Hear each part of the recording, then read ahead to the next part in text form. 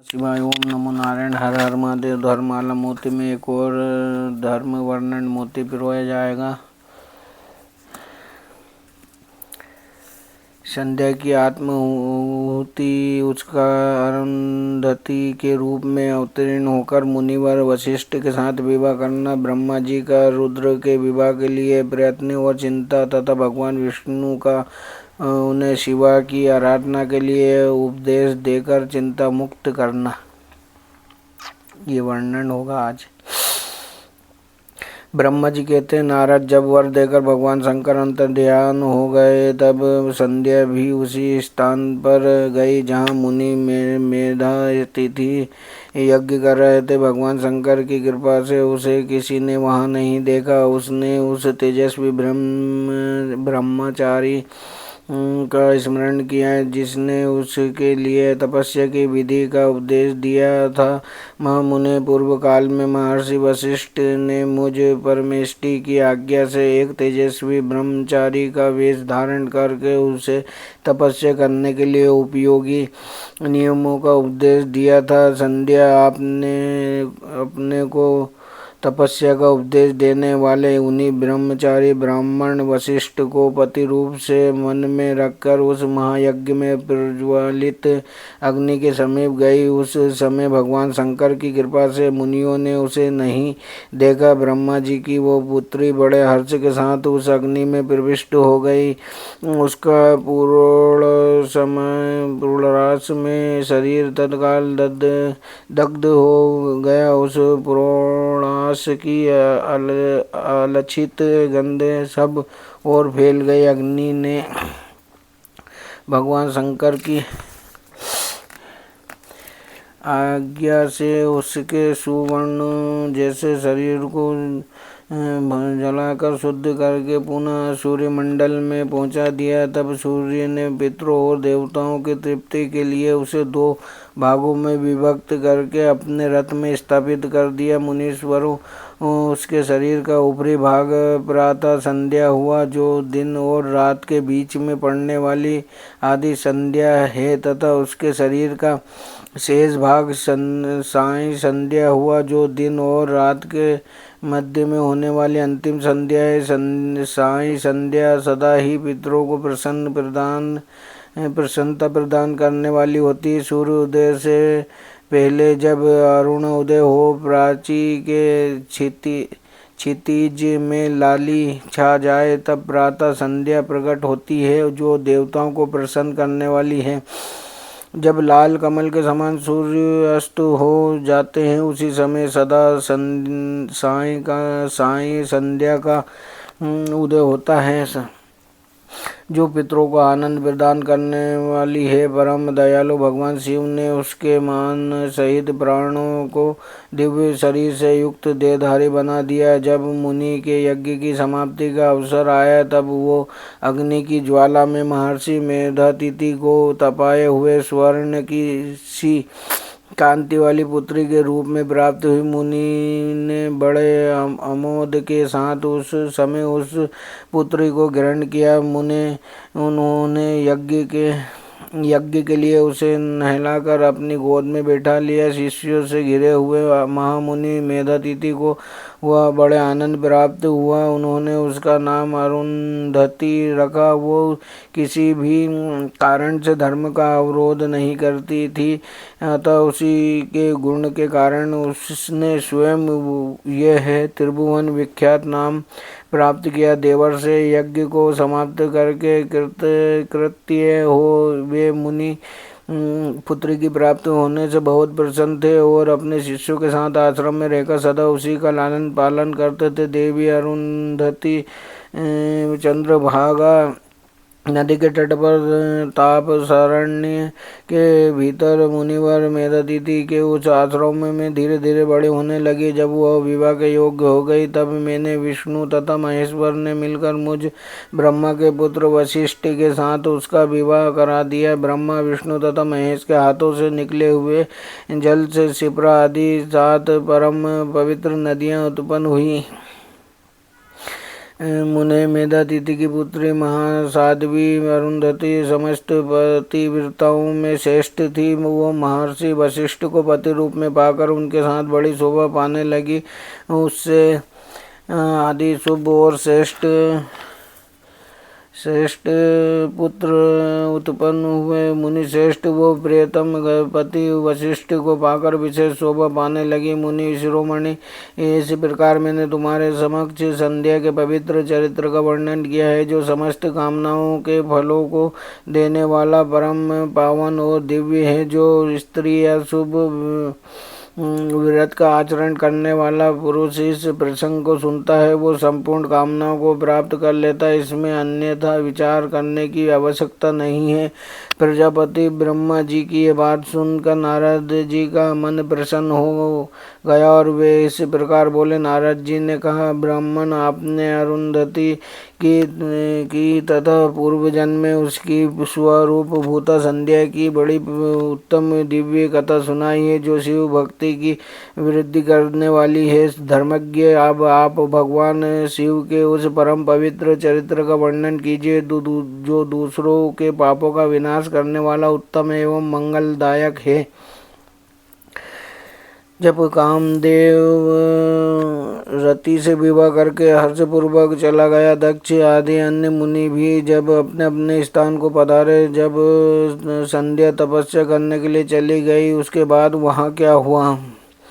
ब्रह्मा जी ने कहा, विप्रवर नारद, तुम धन्य हो, भगवान शिव के सेवक हो, अतः शिव की लीला से युक्त जो उनका शुभ चरित्र है उसे भक्ति पूर्वक सुनो। तात पूर्व काल में मैं एक बार जब मोह में पड़ गया और भगवान शंकर ने मेरा उपहास किया, तब मुझे बड़ा क्षोभ हुआ। वह वास्तुतः शिव की माया ने मुझे मोह लिया था, इसलिए मैं भगवान शिव के प्रति ईर्ष्या करने लगा। किस प्रकार सो बताता हूँ सुनो। मैं उस स्थान पर गया जहाँ दक्षराज मुनि उपस्थित थे, वहीं रति के साथ कामदेव भी था।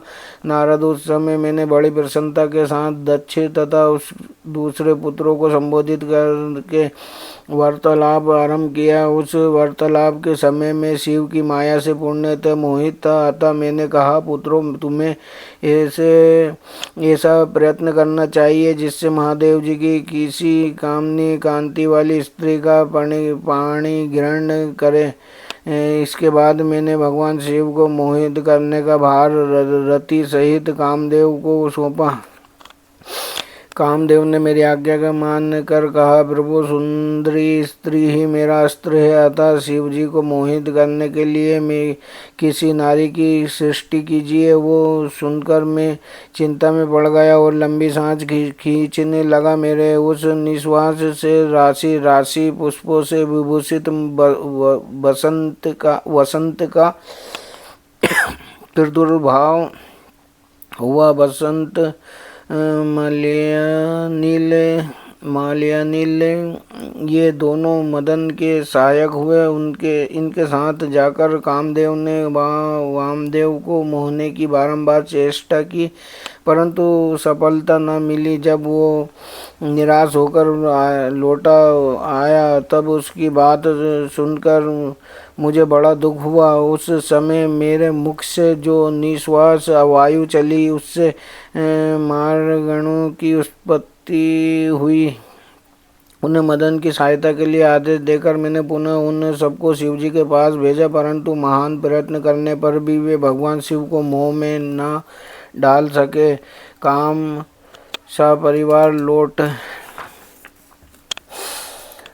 आया और मुझे प्रणाम करके अपने स्थान को चला गया। उसके चले जाने पर मैं मन ही मन सोचने लगा कि निर्विकार तथा मन को वश में रखने वाला योग परायण भगवान शंकर किसी स्त्री को अपनी साधर्मिणी बनाना कैसे स्वीकार करेंगे। यही सोचते सोचते मैंने भक्ति भाव से उन भगवान श्री हरि का स्मरण किया, जो साक्षात शिव स्वरूप तथा मेरे शरीर के जन्मदाता। मैंने दीन वचनों से युक्त शुभ स्तोत्रों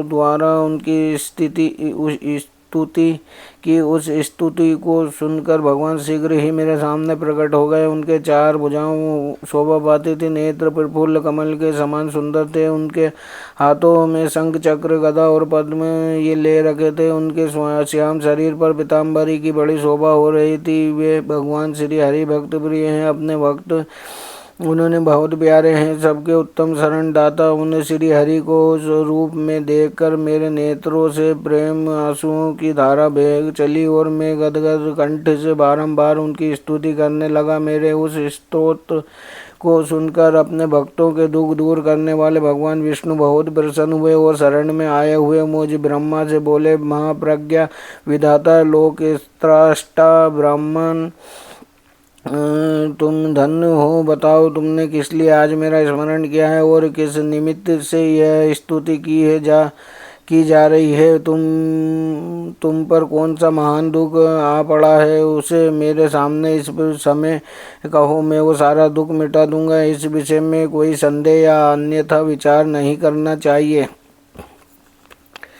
तब ब्रह्मा जी ने सारा प्रसंग सुनाया। केशव, यदि भगवान शिव किसी तरह पत्नी को ग्रहण कर ले तो मैं सुखी हो जाऊंगा, मेरे अंतःकरण का सारा दुख दूर हो जाएगा। इसी के लिए मैं आपकी शरण में आया हूँ। मेरी ये बात सुनकर भगवान मधुसूदन हंस पड़े और मुझे लोक त्राष्टा ब्रह्मा का हर्ष बढ़ाते हुए मुझसे शीघ्र ही यूँ बोले, विधाता तुम मेरा वचन सुनो, ये तुम्हारे ब्रह्म का निवारण करने वाला है। मेरे वचन ही वेद शास्त्र आदि का वास्तविक सिद्धांत है। शिव ही सबके कर्ता भर्ता पालक और हर्ता संहारक है।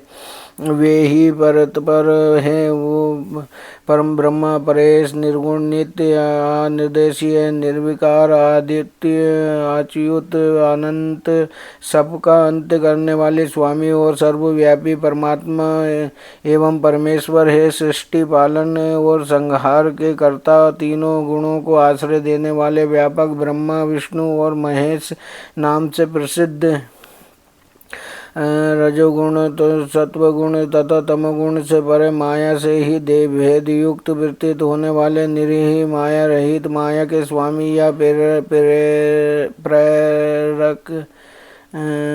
चतुर सगुण स्वतंत्र आत्मानंद स्वरूप निर्विकल्प आत्मा राम निर्द्वंद्व भक्त परवश सुंदर विग्रह से सुशोभित योगी नित्य योग परायण योग मार्गदर्शक गर्वहारी लोकेश्वर और सदा दीन वत्सल तुम उन्हीं की शरण में जाओ। सर्व आत्मना शंभु का भजन करो, इससे संतुष्ट होकर वे तुम्हारा कल्याण करेंगे। ब्राह्मण, यदि तुम्हारे मन में ये विचार हो कि शंकर पत्नी का पाणी ग्रहण करे तो शिव को प्रसन्न करने के उद्देश्य से शिव का स्मरण करते हुए उत्तम तपस्या करो। अपने उस मनोरथ को हृदय में रखते हुए देवी शिवा का ध्यान करो। वे देवेश्वरी यदि प्रसन्न हो जाए तो सारा कार्य सिद्ध कर देंगे। यदि शिवा सगुण रूप से अवतार ग्रहण करके लोक में किसी की पुत्री को मानव शरीर ग्रहण करे तो वे निश्चय ही महादेव जी की पत्नी हो सकती है। ब्राह्मण, तुम दक्ष को आज्ञा दो, वे भगवान शिव के लिए पत्नी का उत्पादन करने के लिए निमित्त स्वतः भक्ति भाव से प्रयत्न पूर्वक तपस्या करे। तात शिवा और शिव दोनों को भक्ति के अधीन जानना चाहिए। वे निर्गुण पर ब्रह्म स्वरूप होते हुए भी स्वेच्छा से सगुण हो जाते हैं।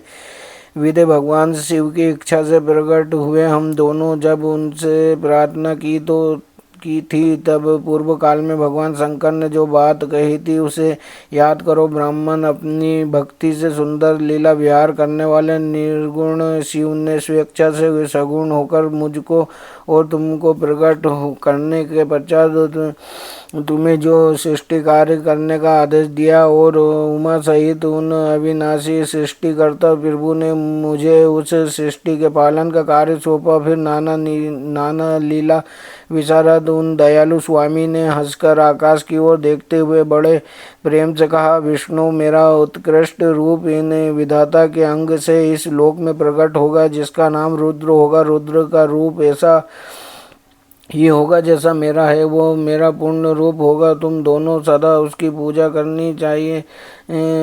वो तुम दोनों के संपूर्ण मनोरथों की सिद्धि करने वाला होगा। वो ही जगत का प्रलय करने वाला होगा। वो समस्त गुणों का दृष्टा, निर्विशेष एवं उत्तम योग का पालन होगा। यद्यपि तीनों देवता मेरे ही रूप हैं, तथापि विशेषता रुद्र मेरा पूर्ण रूप होगा। पुत्रों, देवी उमा के भी रूप होंगे। ये रूप का नाम लक्ष्मी होगा।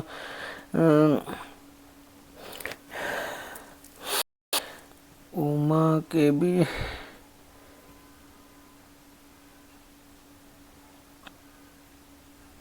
लक्ष्मी होगा, जो इन श्री हरि की पत्नी होंगी। दूसरा रूप ब्रह्मा पत्नी सरस्वती और तीसरा रूप सती के नाम से प्रसिद्ध होंगी। सती का उमा का पूर्ण रूप होंगी, वे ही भावी रुद्र की पत्नी होंगी। ऐसा कहकर भगवान शंकर महेश्वर हम पर कृपा करने के पश्चात वहाँ से अंतर्ध्यान हो गए और हम दोनों सुखपूर्वक अपने अपने कार्य में लग गए। ब्राह्मण समय पाकर में और तुम दोनों सपत्नीक हो गए और साक्षात भगवान शंकर रुद्र नाम से अवतीर्ण हुए। वे इस समय कैलाश पर्वत पर निवास करते हैं। ब्रजेश्वर अब शिवा भी सती नाम से अवतीर्ण होने वाली है, अतः तुम्हें उनके उत्पादन के लिए यत्न करना चाहिए। ऐसा कहकर मुझ पर बड़ी भारी दया करके भगवान विष्णु अंतर्ध्यान हो गए और मुझे उनकी बातें सुनकर बड़ा आनंद प्राप्त हुआ।